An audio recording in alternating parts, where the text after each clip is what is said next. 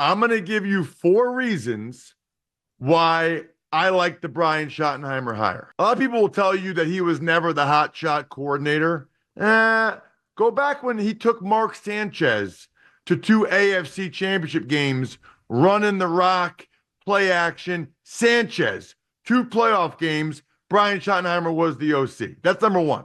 Number 2, even if you think he's not the hot shot coordinator, you know what the reality is? A lot of those guys end up sucking as head coaches because it's a totally different skill set. Maybe Brian Schottenheimer was an average coordinator, but he's a great head coach as opposed to guys that are the opposite. But great coordinators, but they can't make it as head coaches. The other 2, I had 9 head coaches in the NFL, okay?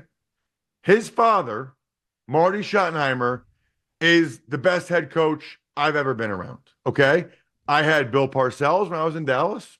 I had Bill Belichick in New England.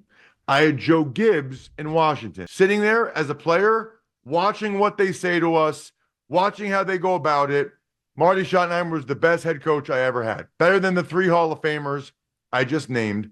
And the last thing, maybe the most important thing, the reality is nobody knows anything. I mean, you go back to 2016, the guy that was ranked as the worst hire was Doug Peterson.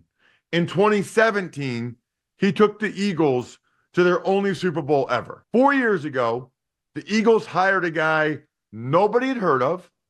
It was the last guy hired, a guy named Nick Sirianni, who didn't even call the plays for the Colts. Frank Reich did, okay? He's now taking the Eagles to their 2nd Super Bowl in 3 years. My point is, the press conference doesn't matter. How much buzz they have when they get hired doesn't matter. Nobody really knows. Everybody likes to act like they do. Everybody likes to talk like they do. Brian Schottenheimer might be awesome. He might be terrible. You don't know until they actually get in that chair and have that job.